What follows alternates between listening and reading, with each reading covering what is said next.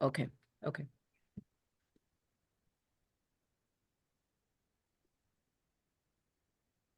It's muted now. What's muted? Well, someone's talking. Can't hear them. We haven't started yet. Wouldn't you want to?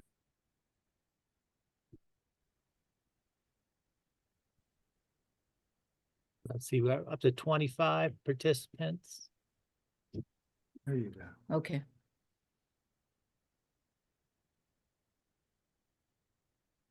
All right, well, welcome everyone to our panel entitled The Future We Stand For. This has been organized as part of the National Day of Action for Higher Education for the Public Good, organized by an alliance of AAUP chapters, higher education unions, and student organizations across the country. I'm Mark Elliott. I'm a history professor, and I'm the president of the AAUP chapter at the University of North Carolina at Greensboro. And I helped to organize this panel along with members of AAUP chapters at other UNC campuses, Charlotte, Chapel Hill, and NC State. And I'm joined today by my colleague, Jennifer Mangrum from UNC School of Education, who is also an organizer for the American Federation of Teachers, or AFT. We're going to be moderating this discussion about the future of higher education with two experts, one who's a leader at a public research university and can speak to the big picture on the national level, and one who is an investigative journalist who covers the UNC system and can speak with authority about the situation here in North Carolina. So before we introduce our speakers, I just want to say a few quick things about AAUP and today's Day of Action. So if you don't know, the American Association of University Professors, AAUP, was founded during World War I by academic luminaries like John Dewey and Arthur Lovejoy. And it was founded at a time when freedom of speech and academic inquiry were under assault by a brand of coercive patriotism that used the war as a pretext to crack down on dissent of all kinds in the United States. AAUP helped to establish the principle of academic freedom of inquiry and protections like tenure that maintain that principle. As an organization, it has always been deeply committed to democratic principles and shared governance within institutions of higher education, but also outside of them.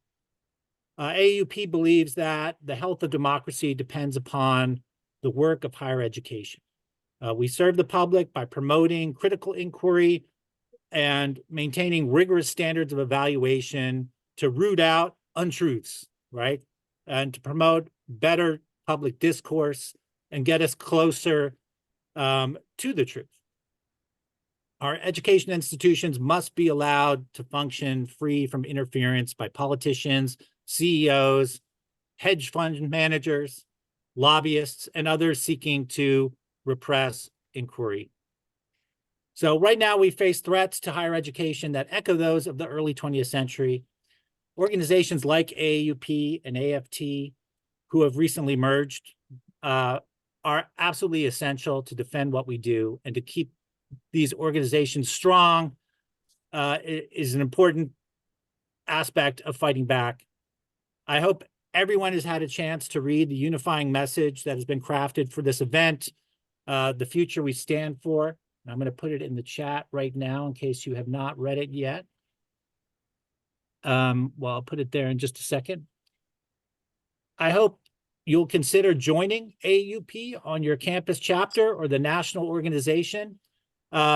Both AAUP, AFT are organizations open to all academic workers, tenured, untenured, professional track, graduate student teachers. No one is going to fight for our values if we don't.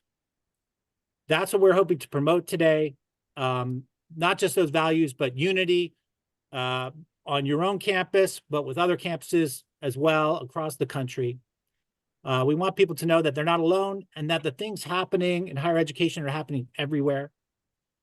So without further ado, I'm going to turn this over to Jen Mangrum, who's going to introduce our first speaker, And I'll put that document in the chat. Thanks, Mark. And I'll just add AFT also represents staff and administration workers. People are there every day. So it's my pleasure to introduce you to Dr. Julian Vasquez Heilig, who is my friend and a scholar. Julian's an award-winning, nationally ranked public policy scholar. He's community and civil rights leader with nearly 2 decades in 7 academic leadership roles, including provost, dean in his department, program center, and association. As a national and international thought leader, Julian has served on multiple governing boards and invited testimony and input for local, state, national, and international policymaking bodies. He was elected to the executive committee and as education chair for both the California and Kentucky NAACP state conferences. He has been honored with more than 30 teaching, research, and service recognitions. He was recently selected as the recipient of the 2022 Linda C. Tillman Social and Racial Justice Award, which recognizes an academic who demonstrates outstanding leadership in furthering the values of diversity, equity, and social justice in pre-K through 20 educational organizations. In his free time, Julian is the provost at Western Michigan University. So thank you for being here, Julian. And we're interested in what your thoughts are about the landscape in higher education right now.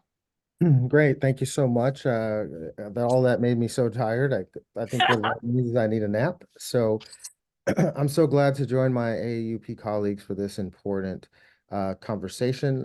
Today, I'd like to talk about a strategy for defending public higher education and K-12 as a pillar of democracy. I'm an educational policy scholar, and so this work really is tied to my scholarly endeavors in education policy.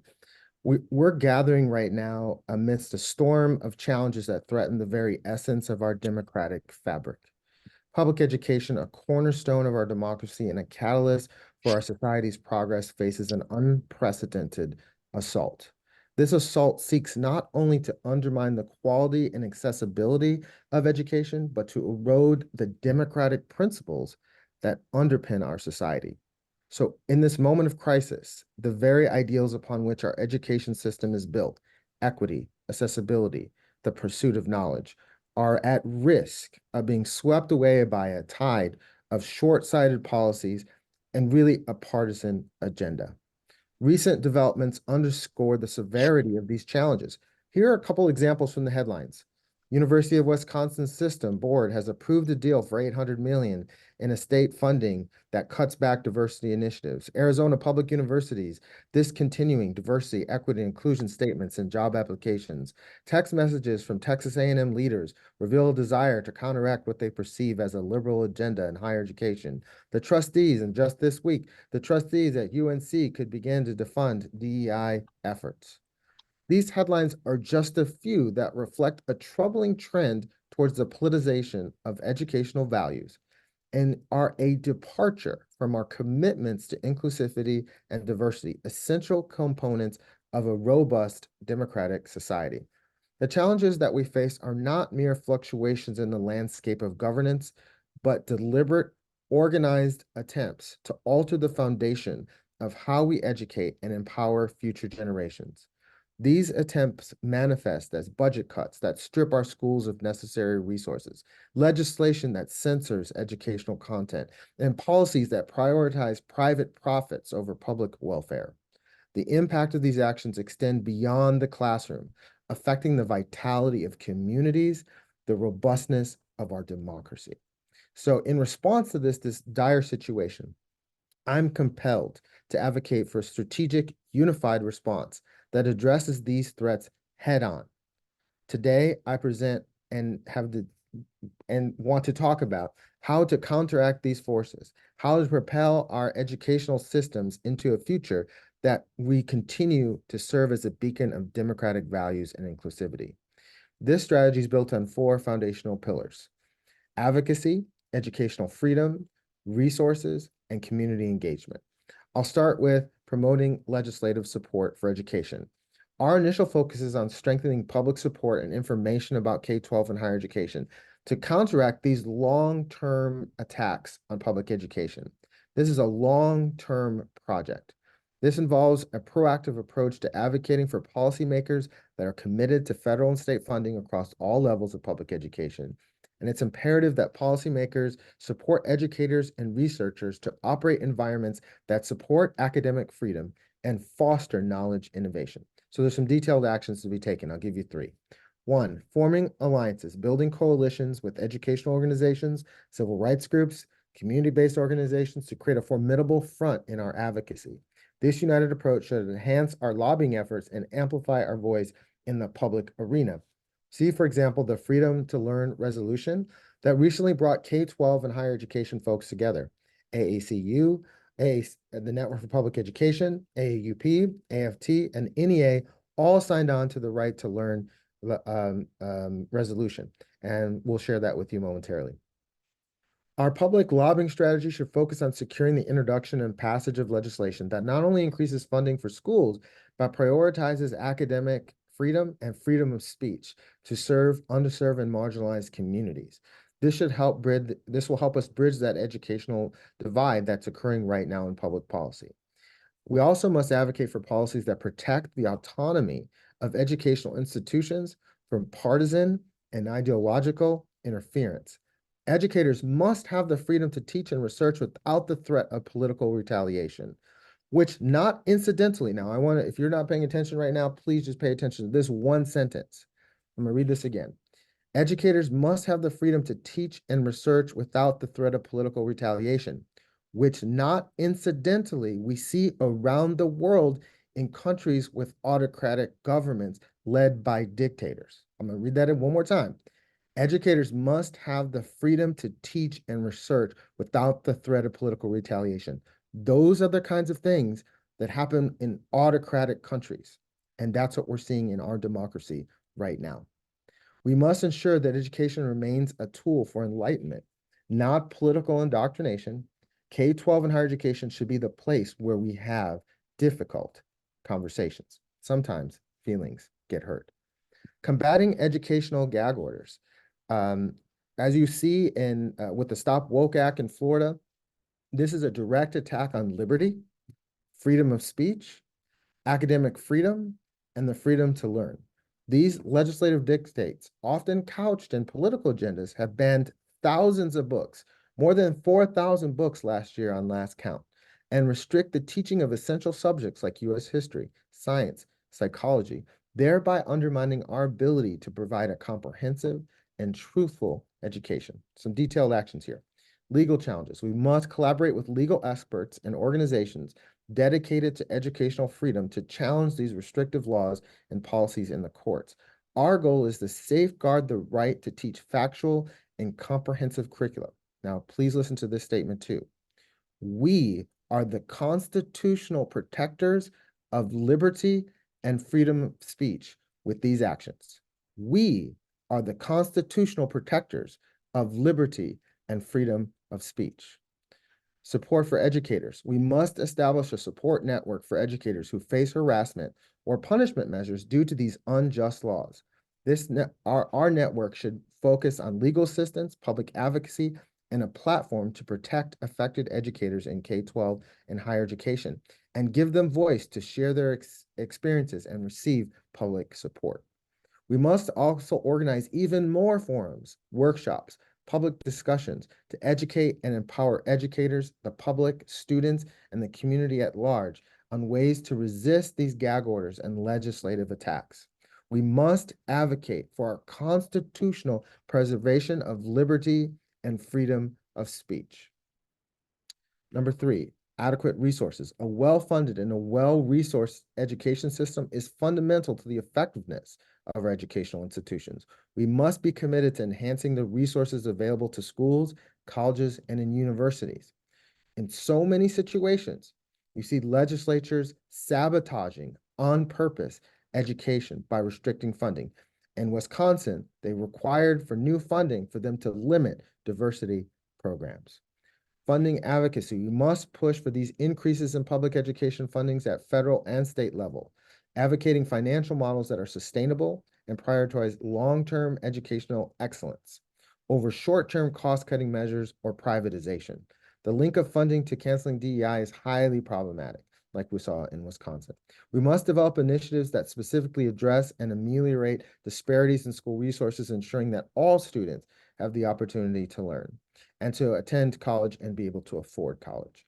In collaboration with philanthropy and nonprofits, we must facilitate significant donations of resources, pecuniary, non-pecuniary, to expand research and advocacy focusing on the freedom to learn for students nationwide. Last strategy, building awareness and advocacy in the 2024 campaign. The final pillar of this strategy focuses on raising public awareness about the critical role of public education in fostering democratic values and civic engagement through comprehensive outreach and engagement. National and state level political campaigns should highlight the successes and indispensable role of public education in our society. Campaigns should use various media platforms to reach broad audience and counteract misinformation that often surrounds the current public debates about education. Support of democracy and education should be a litmus test for any candidate, regardless of party. We should organize a series of town hall meetings, webinars, and educational forums across the country in relationship to the 2024 election. These events should serve as platforms for dialogue and should enable stakeholders to discuss challenges and opportunities. Media collaboration. We must work with media outlets to ensure the narrative around public education, K-12, and higher ed is accurate, balanced, and in the current campaign cycle. This effort should help in countering misinformation and highlighting the transformative impact. So in conclusion, you know, the preacher says on the weekend, I'm bringing it home. So that's what I'm going to try to do right now. In conclusion, this plan not serves merely as a reactionary measure, but as a proactive blueprint for the future of our public education system. It's crafted to ensure that public K-12 and higher education remains a vibrant foundation for personal opportunity and civic engagement. This strategy is designed to foster a resilient public education system that can withstand the constant challenges posed by shifting political landscapes and societal needs. By enhancing public support, we secure the necessary funding and policies that uphold the freedom to teach and learn. Through combating educational gag orders, we protect the rights of educators to engage students in critical and diverse thinking. Ensuring adequate resources means that every student, regardless of the background, has access to high-quality K-12 and public higher education that is inclusive and empowering. And finally, through building awareness and advocacy, we strengthen community support and understanding and ensuring the value of public education is recognized. So let this be a call to everyone here on the call, all stakeholders, educators, policymakers, community leaders, citizens. We must join forces in this essential mission because I'll tell you, those folks that support autocratic approaches to government are very organized. So those of us who support democracy, freedom of the constitutional freedom of speech, the freedom to learn, we must be strategic. So by supporting a strategy, we embrace the opportunity to shape an educational system that truly reflects and promotes the ideals of democracy, ensuring a bright future for all. Thank you. Fantastic. Thank you so much for that. So much that I agree with in those words. I'm going to turn now to Joe Killian, our next speaker. Oh, and I put the Freedom to Learn statement in the chat so people can find that there, along with the Day of Action link. Now, Joe is an investigative reporter for North Carolina Newsline. He examines government, politics, and public policy with a special emphasis on higher education, LGBTQ issues, and political extremism in the state. His in-depth reporting on the UNC system and Board of Governors has been a leading source of vital information informing the public about the fast developing policy changes in Raleigh and across the state. I hope everyone here reads Newsline and follows Joe's reporting. If not, I'm going to put a link so that you know where to find him, at least for now, at Newsline. And I encourage you all to check it every day. Now, before moving to North Carolina Newsline about 8 years ago, Joe spent a decade writing for the Greensboro News and Record. And before that, he was a student at our campus, UNC Greensboro, where he was part of the Ashby Residential College.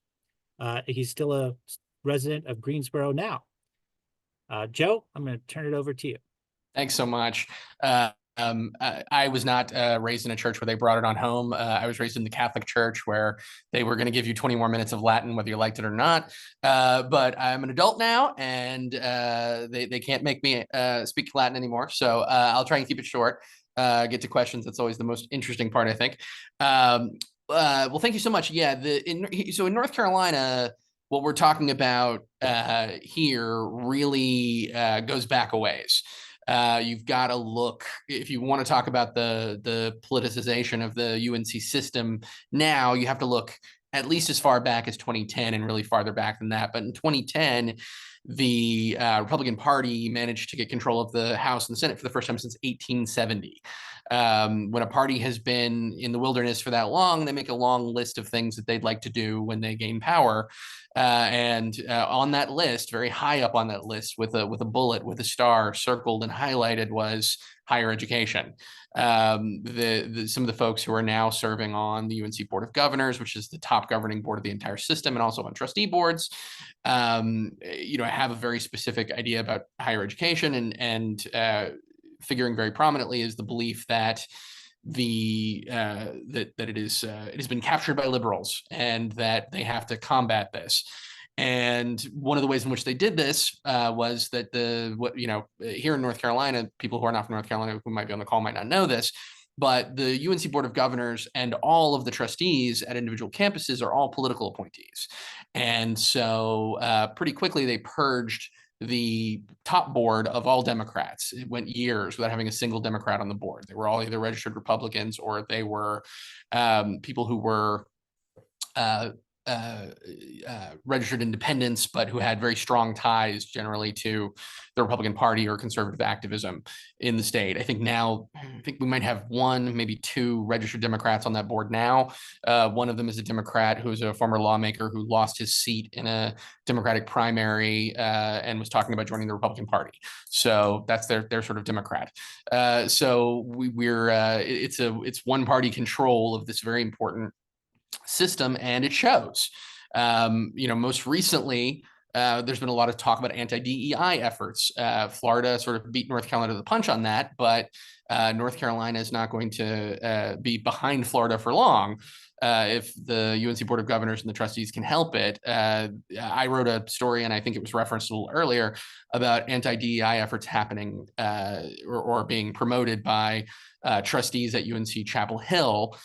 Jim Blaine, who is a GOP political operative, in addition to being a trustee at UNC Chapel Hill, who calls himself on his social media account, quote, an unapologetic political hack, said that he believes that North Carolina will and needs to follow the trail of Florida on this. Blaine is known for promoting and this is before he was even so directly involved in what's going on in Florida, the writings of Chris Rufo, who some of you might know is a conservative political activist who's involved with the Manhattan Institute. And it's not very difficult to see that even if you don't go to UNC Chapel Hill, you're not a professor there or an administration there, this stuff is coming to a theater near you. The UNC Board of Governors, as we speak, is meeting right now in committees, and tomorrow will have its main board meeting. And in its governance committee is talking about anti-DEI efforts that will be happening soon at the system level. All this follows discussion about whether there would be legislative action on this. House Speaker Tim Moore said that he didn't really see the need for legislative action right now in the short session anyway. It wasn't a priority, and you can see why. When you appoint the members of the Board of Governors and the Board of Trustees, you don't really need legislation. You don't need to pass a law. You can just have your political appointees, follow through, which is what they've done, not just with anti-DEI efforts, but recently with actually dictating what some of you will be teaching at your universities. They've created a new history and civics requirement that even some members of the boards of trustees and boards of governors didn't like, or were of which they were skeptical. They've created the legislature and with the help of the trustees has created a brand new school, the School of Civic Life and Leadership at UNC Chapel Hill, which its designers describe as an effort to counteract liberalism and level the playing field, the political playing field on campuses, and has even dictated how many people will teach there, whether they will be tenured, how much money they will spend on it. That's unprecedented in the UNC system for them to, at a legislative level, create a new school and then say who will be teaching there, how many people, and whether they will be tenured. But there's a little when I was studying political science at UNCG, a professor there told me a story. It's not apocryphal. I've looked into it. This is a real thing that happened that I like to whip out when we're talking about precedents. And the story is that Lyndon Johnson went to go visit, when he was president, went to go visit Harry Truman, who by then was retired, with his wife Bess out in Missouri on a farm. And he went out there and he said to him, Harry, you really, you're getting up there, you and Bess, and you're out here in the middle of nowhere in Missouri. You really should have an army doctor living here with you on the farm. And Harry Truman said, well, I mean, could I do that? Could I have that? And he says, you're a former president of the United States, man. Of course, I'll arrange it. Don't worry about it. So he did. And then a few years later, when Lyndon Johnson was out of office and he was living on his ranch out in Texas, an AP reporter went out to go interview him, and he saw that there was an army doctor living on the ranch. And he said, Lyndon, do you have an army doctor living out here with you? And he said, well, of course I do. Harry Truman has one. This is when you create a precedent, when you change a norm, you can always say, well, of course, this is not unprecedented. This is just what we do. It becomes the norm, the new norm. And this has happened in the UNC system in a number of ways that are not just about what's happened in the past, but also what is happening right now. So, for instance, another norm that was broken was 2021, Daryl Allison, who was then a member of the UNC Board of Governors and who had no experience in higher ed of any kind, except for being a political appointee on that board, was made chancellor of Fayetteville State University. And even the trustees there told me, and I quoted them as saying, that he wasn't in their top 10 in the search process. That search process has since been changed. And Daryl Allison continues to be the chancellor at FSU. This was such a departure from the norm and such an unprecedented situation that even the James G. Martin Center, a conservative think tank from which some of these boards derive a lot of ideas about what they should be doing, wrote an article that was critical of this, saying that somebody going from being an appointed member of a board directly to being chancellor, especially when they have no qualifying experience, really needs to be rethought. Now the interim chancellor at UNC Chapel Hill, the flagship school of the flagship university of the UNC system, is in fact someone who has no higher education leadership experience and who is a former member of the Board of Governors. And when I say former member, I don't mean 10 years ago. I mean, he stepped down from the board to take the interim position, Lee Roberts. So it is a little bit of history repeating right there. And it appears to be the new norm, that it is totally normal and okay for political appointees to leave these boards and go directly into chancellorships. And with the new chancellor search system, and this is very important because with the chancellor at Appalachian State stepping down at the end of this week, we will have 5 active chancellor searches happening at the same time, which I've never seen in my time, covering higher education, either for daily newspapers or for NC Newsline. So that chancellor search was changed. One of the ways in which it was changed is that the UNC system president is on the actual search committee, every single search committee from the beginning all the way through to the end. And members of the Board of Governors who used to be forbade, by policy, from serving on these committees now must serve on these committees. There must be members. These political appointees must sit on these search committees. So that's who's choosing some of these things. Some other policy stuff that has sort of been bubbling up that is unprecedented and reflects the increased politicization of the system. In January of last year. Well, okay, so let's start with January of last year, sort of a first shot in anti-DEI movements. The UNC Board of Governors passed what they called a ban on compelled speech, which to sort of boil it down into a short version means that no one who's applying for a job or to become a student at a UNC school can, as a condition of employment or as part of the process of deciding whether they're going to go to one of these universities, be asked anything about any matter of current political controversy. So many of you will already see the problem here, which is that if you're trying to hire somebody, for instance, to work in your medical school, it helps to know whether or not that they believe in the germ theory, or they, and is that a matter of current political controversy?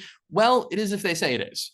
When I was trying to get an answer as to what current political controversy could be, it was very difficult to get a straight answer on this, and essentially anything that a portion of the population comes to believe is controversial is now a thing you can't talk about, can't ask about. So that becomes an enormous problem. If you are hiring a constitutional scholar, for instance, it might help to know what they believe about some things that are current controversies before various courts. Can't ask those things as a condition of employment. Too controversial. So, and this is trickling down. I talked recently to some librarians at various UNC system schools who are being asked to take things off of their website already, who have been asked to remove things that have been on their website for years, or things that were put there by the last chancellor, for instance. And now there's a new chancellor, and they're going to have to remove those things.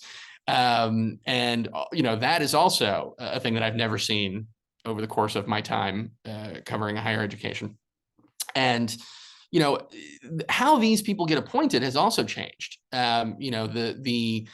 Generally speaking, for most of the life of the UNC system as we now know it, the members of the Board of Governors, the highest governing board, were voted upon by the House and the Senate. Well, they've done away with that. Now they just appoint them. The leaders of as of last year, Senate Bill 512, that will take effect July 1st, 2025. Every 4 years, each chamber will just appoint without a vote the members of the new 7 members of the Board of Governors upon the recommendation of their respective leaders. So the people who are controlling that chamber right now, Republicans, will just choose them. Now, in reality, that might not be a whole lot different from what's been going on. So if you talk to some Democratic lawmakers in Raleigh, they'll tell you we put names forward for trustees and for Board of Governors, pretty much every time that we can, and they're never chosen anyway. Republicans have just been, holding votes for the people that they want in there anyway. But what it means is that without a vote, you don't even get the discussion. You don't get the floor discussion. You don't get the vote. People can't vote against it as a matter of record. They're just put forward. These are straight appointments now. So all of those things, in addition to what we're seeing now with new anti-DEI efforts at individual universities and now at the system level, very much do have us going in the direction of Florida. And some of these folks couldn't be happier about that. But it's important to also note that when the Board of Governors or boards of trustees do, in the infrequent instances when they disagree with the people who appoint them, those people don't much care. Some of you may know that the UNC system used to be headquartered in Chapel Hill for really all of its life. Well, the legislature wanted it in Raleigh. They decided they'd like it a little closer to home. Now that Raleigh is the home, and members of the Board of Governors, including powerful and influential members of the Board of Governors like Art Pope, were against this. They thought it was an enormous expense to no real end, and they told them do it anyway.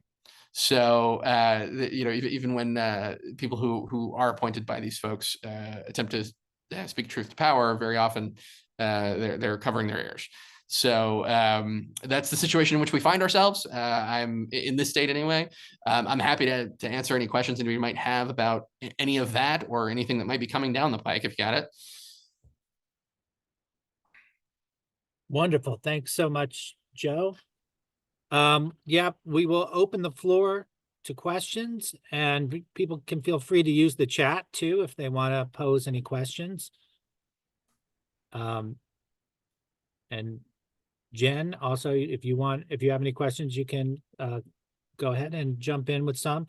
I do. I'm waiting to see if people from the audience, I don't want to Sure. monopolize. Thank you both for excellent presentations.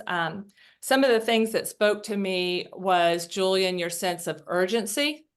And I have a couple of thoughts about that. And when I looked at who's on today, the people that were able to get away for lunch, we have a coalition of retired faculty. We have AAUP. I see graduate students on here. And I feel like one of the things you talked about was these strategies, particularly for the next election. And I'm wondering if we have all these groups on here and if we could form some kind of, I mean, our AAUP is our coalition, but also, bring in others.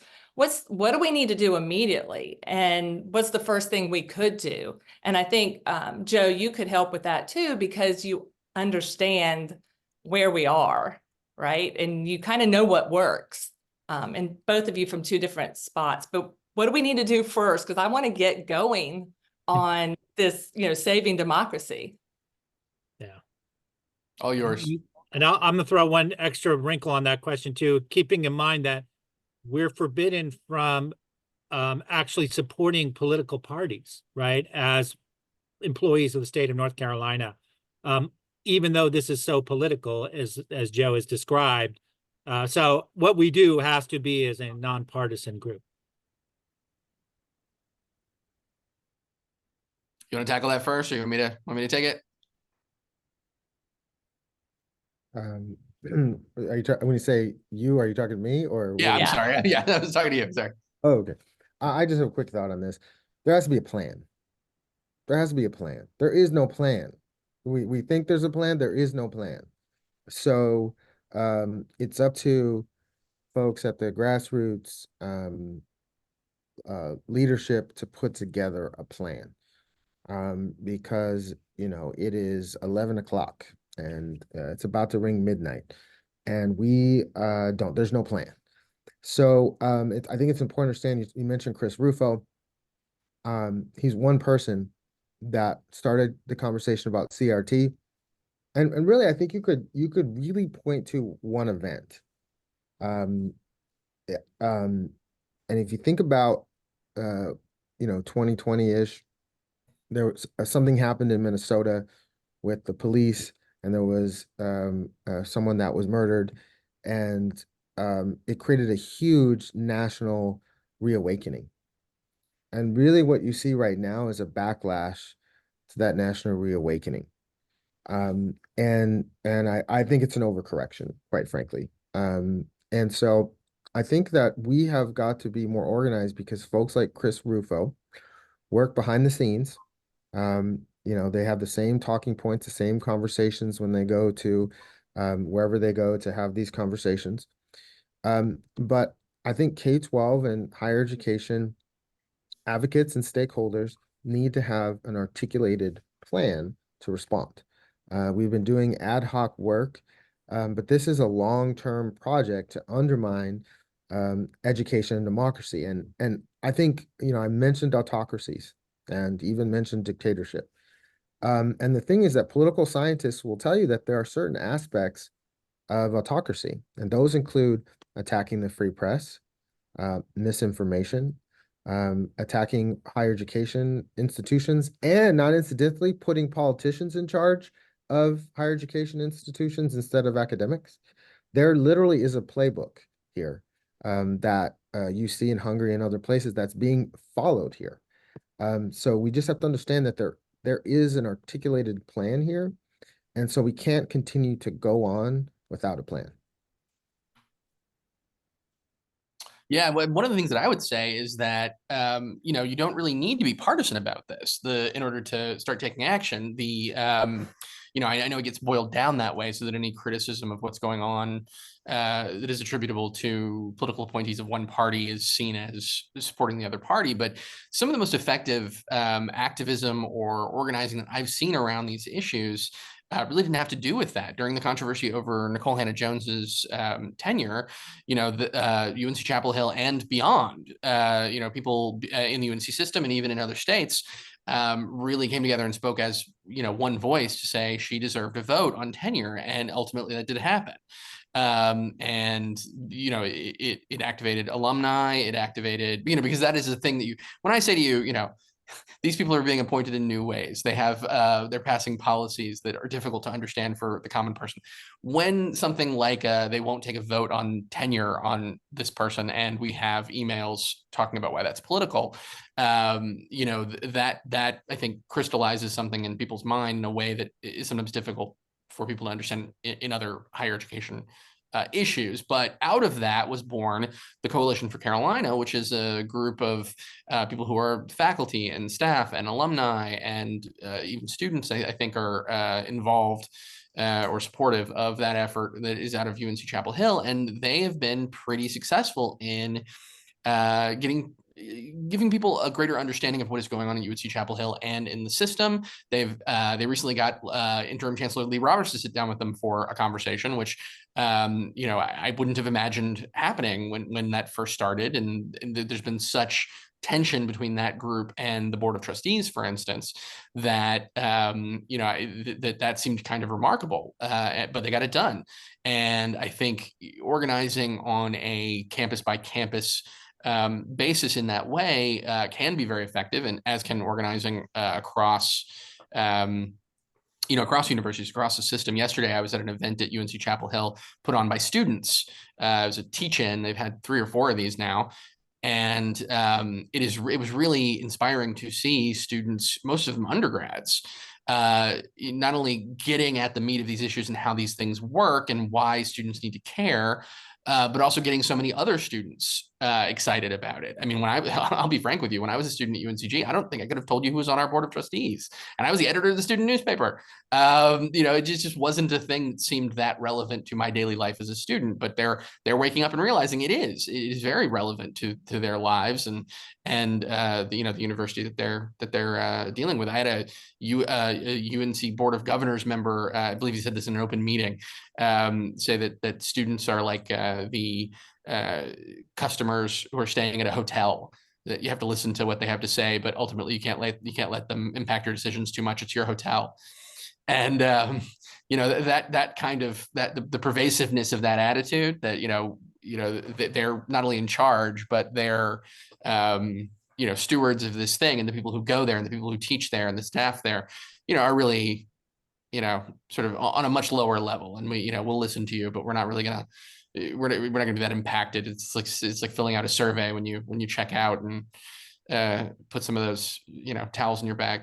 That's how they see it. And so if you're going to combat that, you got to do it with one voice, which means I think that the AAUP has got to to the degree it can, get together with faculty senates and faculty assembly, and when there are things like this, you can't be speaking in this divided way where you're even criticizing one another about some of these things. And if you have shared values, you have to get together around them and speak truth to power on that. And I think we've seen it at various universities that has worked.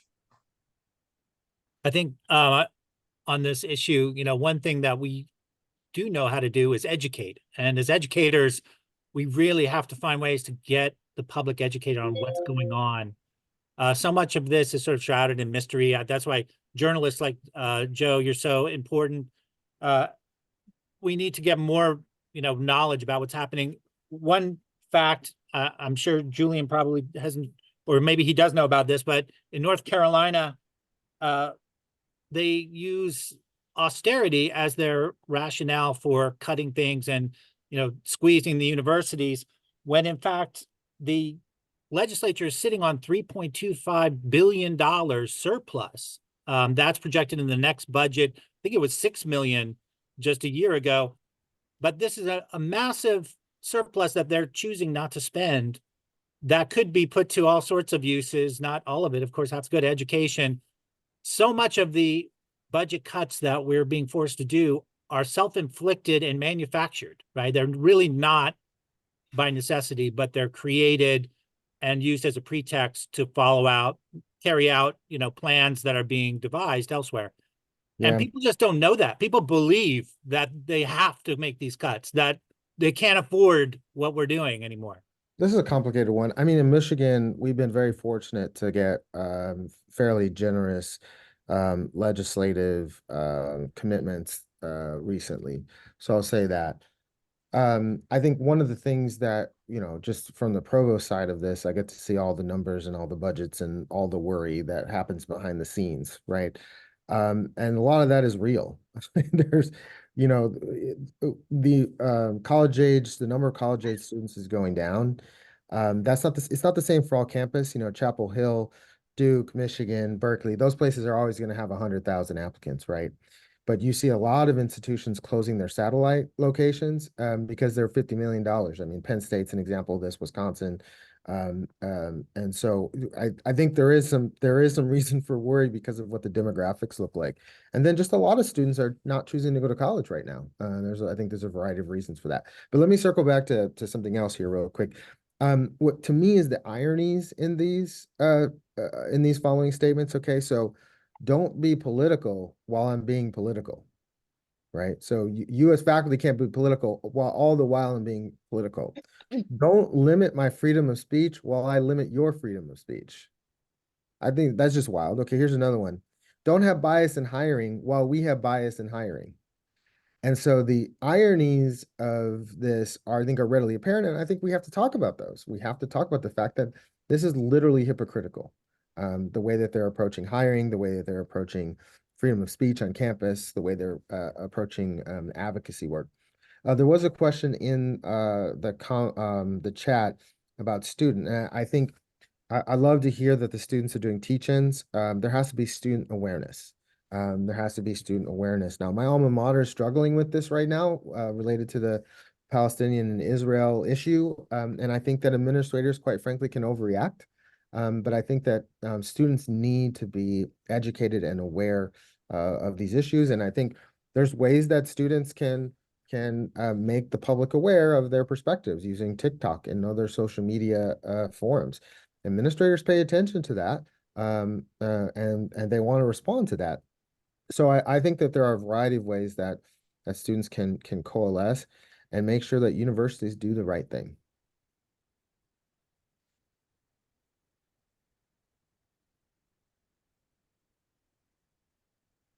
Deb? Joe, do you see Alicia's question in the chat? Let's see. I'm sorry. Let's see. Alicia's I'll read it question. for everybody. You've you've reported in the past Mhm. about specifically ECU trustees interfering with student government elections. To what extent do you think that may be a tactic across the entire UNC system to try and silence a usually fairly powerful bloc on campuses? On our campus, our SGA has been influenced by the administrative friendly faculty. Yeah, I did, in fact, some years back, write about trustees at ECU interfering with student government elections. And this was a very interesting moment wherein members of the university, the UNC Board of Governors were divided on this because some of them sort of wanted to give these trustees a pass.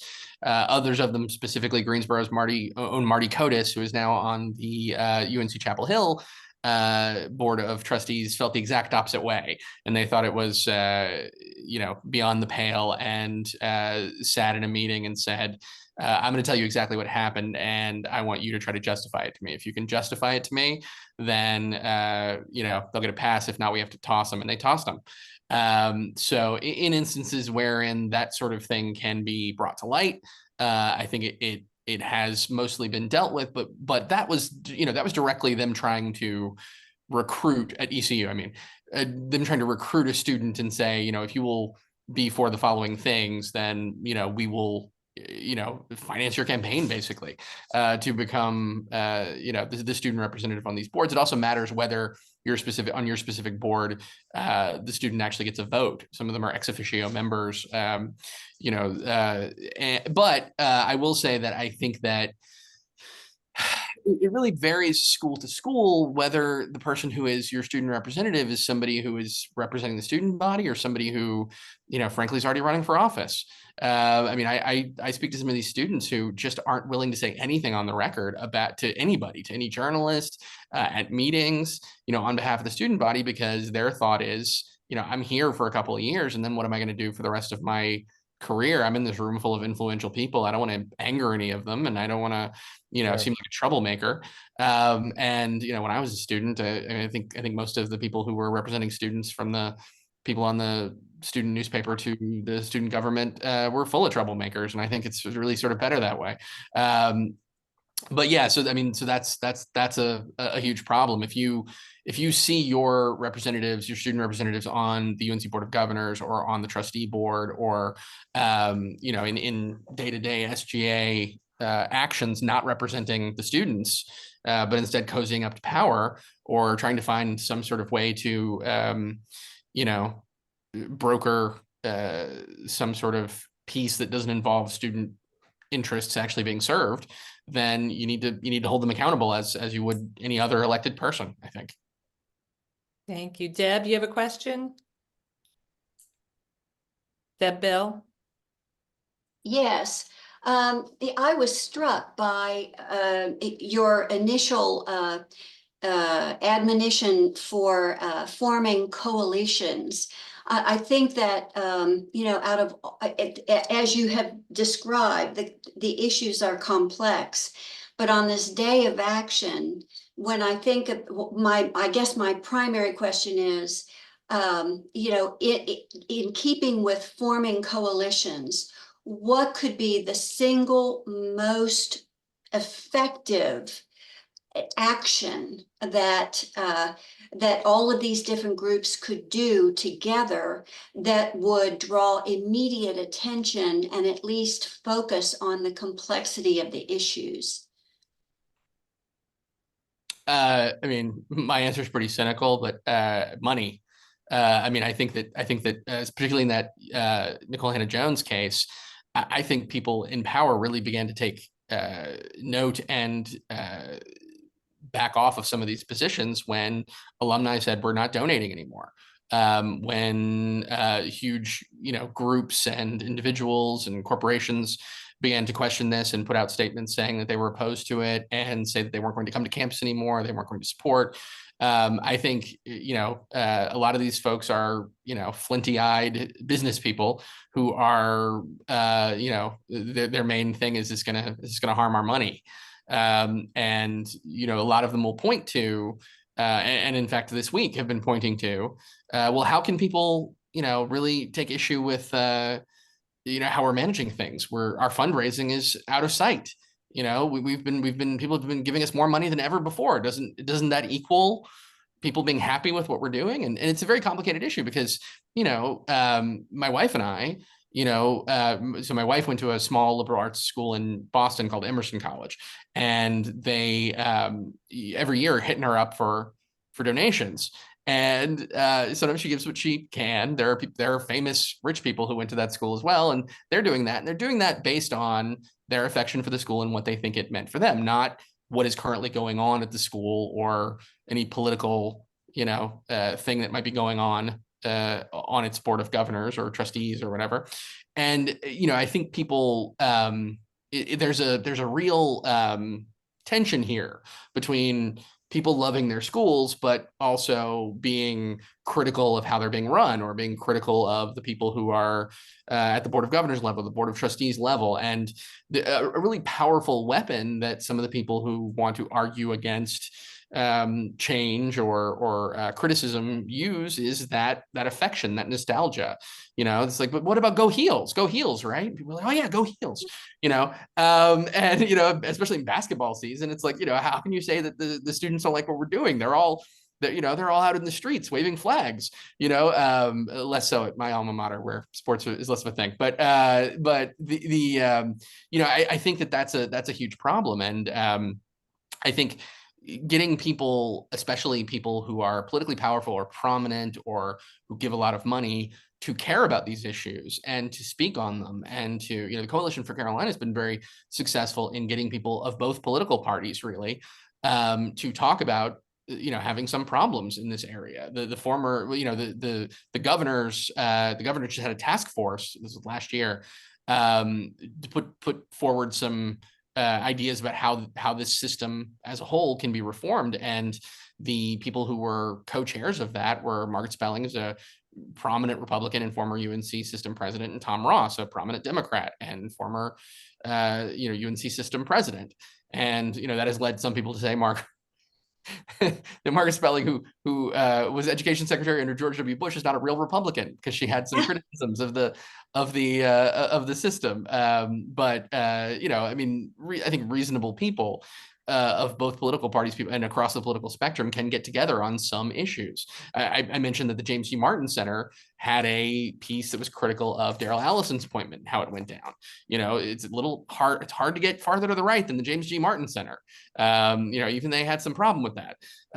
You know, where there are glaring areas where there have been, you know, glaring things that need to be corrected. I think people can get together if you can find some of those issues that don't seem as partisan, that don't seem as you know, where normal people can agree. I think that you can rally people around that, and especially prominent people. I mean, it's easier to place against State or Chapel Hill, right? Because, you know, Tim Moore went to Chapel Hill, Governor Cooper went to Chapel Hill. At a smaller regional school that is very important to people's lives, certainly important to my life, was my smaller regional university. Joe, so we're Yeah. running low on time. I want to make sure Julian gets a chance to answer this one too. I see. Sure. Got Go your ahead. hand up. Yeah, that's Sorry, I pretty didn't mean to much cut you off. Yeah.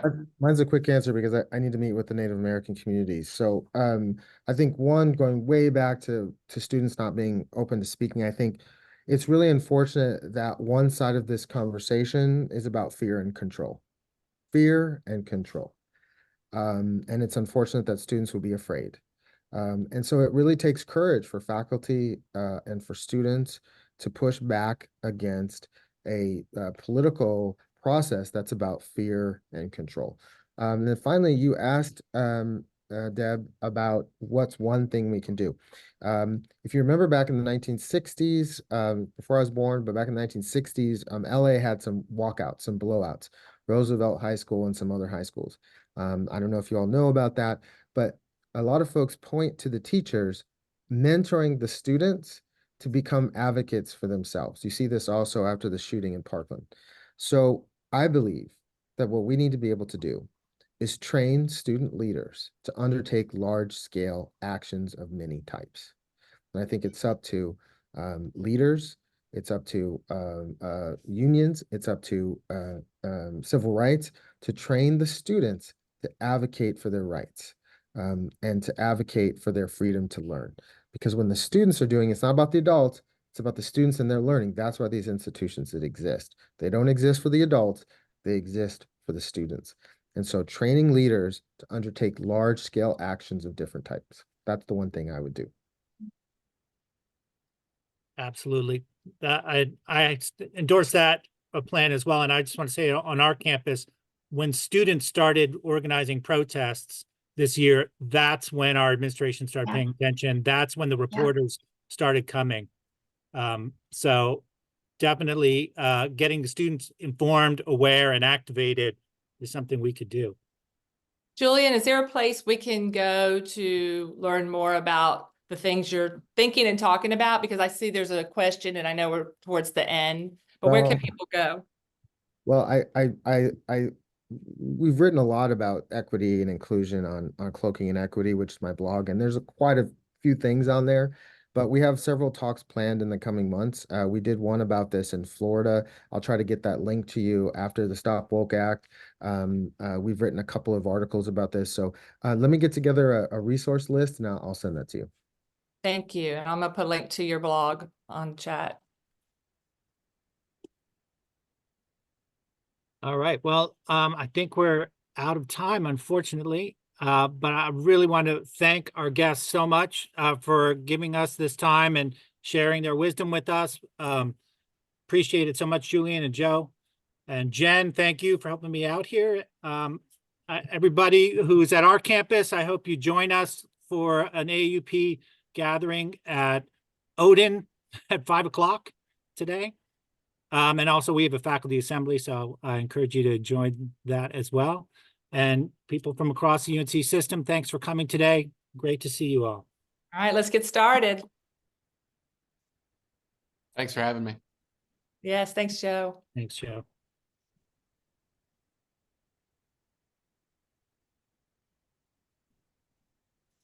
Sue, I'm going to stay on the line. Yeah, I was just gonna say, Mark, stay on the line because I want to make sure I know that I've done everything I need to do for this recording. Yeah, okay. So let's stop it now. Yeah, Okay, stop it.